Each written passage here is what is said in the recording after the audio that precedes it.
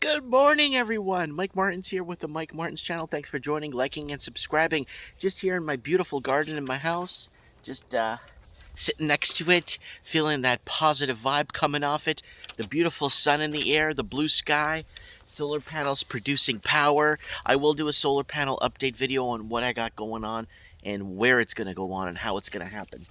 Anyways, so I've been bombarded. I don't know what it was or what it is, but the last couple of weeks alone, I've been bombarded by hundreds of emails per day with incredible stories from everyone across the Commonwealth. Again, connecting the dots across the Commonwealth is the way to figure out what is happening or what's going to be happening in your neck of the woods. And if you live in a blue state in America, you better listen up because they're following the trend of Canada, New Zealand, the United Kingdom, and Australia. So kind of keep your ears open if you're in a blue state of America.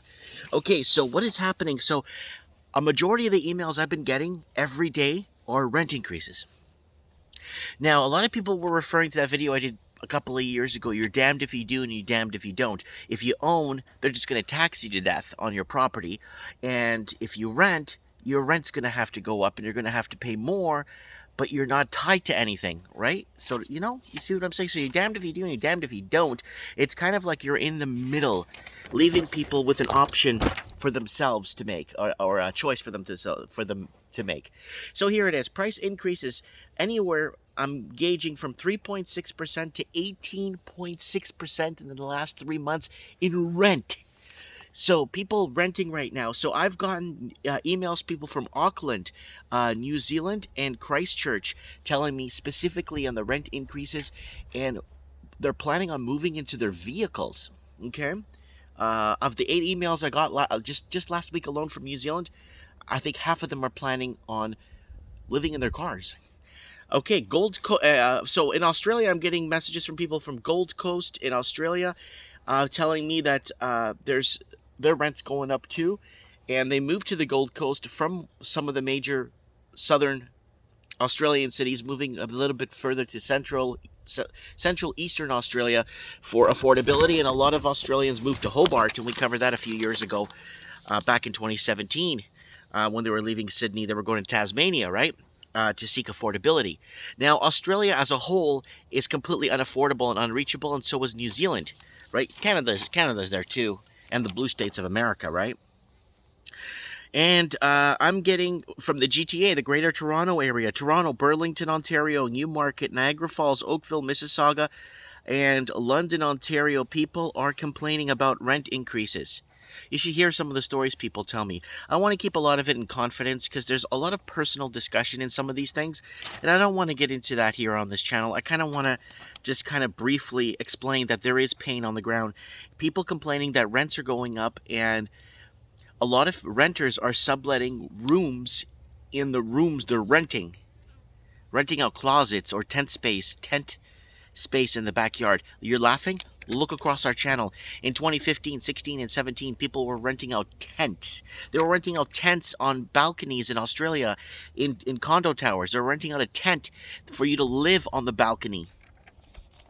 Anyways, okay, so we're getting here from the United States, tons of emails, and people are telling me in Dallas, Belgrade, Alabama, Tennessee, Tampa, Dearborn, Portsmouth, Atlanta, Macon, Georgia, the price of rents have gone up substantially there.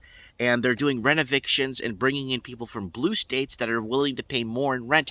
We covered this back in 2018 when people were mass exodusing Washington State, Oregon State, and Northern California, moving east towards Nevada and New Mexico and other states there. We're seeing, and Colorado too. We're seeing, Denver, sorry. We're seeing increases of price hikes, and they were doing renovictions to bring in people from blue states that are willing to pay double or triple the rent. And so again, it goes back to that video, you're damned if you do, you're damned if you don't. And this is what's going to happen. It's going to force more and more people into homelessness, and that's why you're seeing tent cities everywhere. And the one thing that hurts the most is seeing people with 2-3 college degrees and stand-up students in school that are basically homeless and living in tents and working full-time 2 jobs and still living in a tent. And homeless vets, people that worked and got their limbs blown off and hurt, and PTSD and all this stuff, fighting for what? For the banks. Okay, so now it goes back again. Then it goes back to the other video I did. So homeowners are being taxed to death. I kind of want to touch back on that video for a reason. So why are they taxing homeowners or taxing homeowners so much? Believe it or not, one of the reasons that really stuck out to me is they want to combat cash payment and non-readmittance. That's the one thing that stuck out to me. What does that mean? Cash payment and non-readmittance. Well, it means that private homeowners that are renting out suites, apartments, like I've been accused of here at my house, basically are not sending their incomes forward and not being taxed on it. So people get envelopes, the homeowners get the envelopes every month full of cash, and they don't declare that, and then they don't declare it as their income. So what's happening now is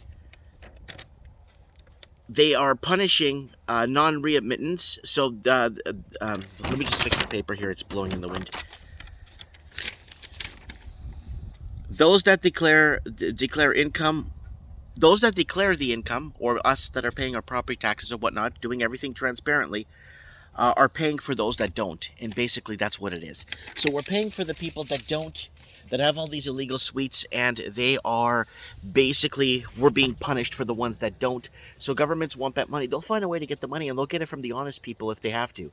And that's the problem that we are facing here. Rent increases going up all across the Commonwealth, even though, well, interest rates are creeping up, and that's something we talked about. They have to hedge against double-digit runaway inflation, and they are basically canceling they're canceling a lot of drilling permits for oil and stuff, and they shut down our pipeline. The Biden administration, I think the first day in office, the first thing he did was shut down the pipeline that's coming from Canada through the United States. That was going to really help out a lot of Canadian middle class families, put food on the table.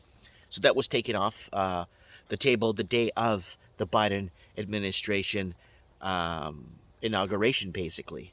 And that's how going forward, you have to kind of look out for yourself, take care for yourself, and basically, don't take everything at face value. Kind of look at it. I'm just trying to give some advice here to help those that are being shuffled and pushed around through these systems, and people who are going to have to start, they're going to push for people to start to beg for government for assistance, and that's when the government starts to win.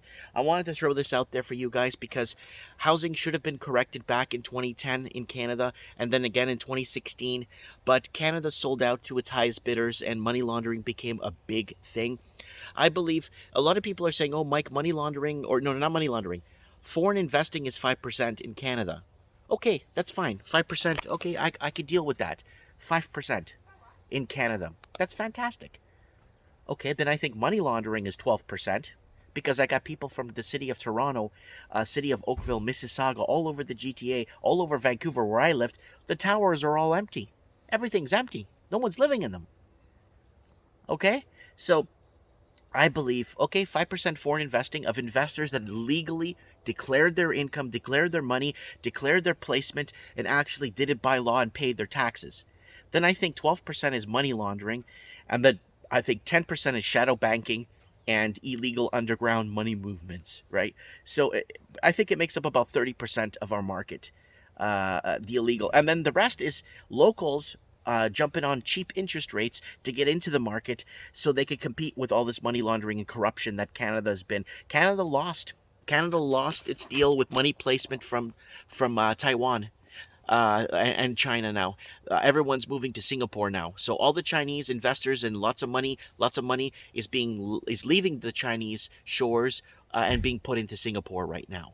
So I'm saying it now so you guys can see it. In the future, you'll see how Singapore housing pricing is going to be unaffordable for the locals in about 2 to 3 years, just like we experienced here across the Commonwealth and the blue states of America. Let me know what you guys think in the comments below. Look forward to reading your comments. There's the garden. We're painting that fence today. I'm going to do a solar update video for you guys when more stuff arrives. Give you guys an update because I can't trust public services.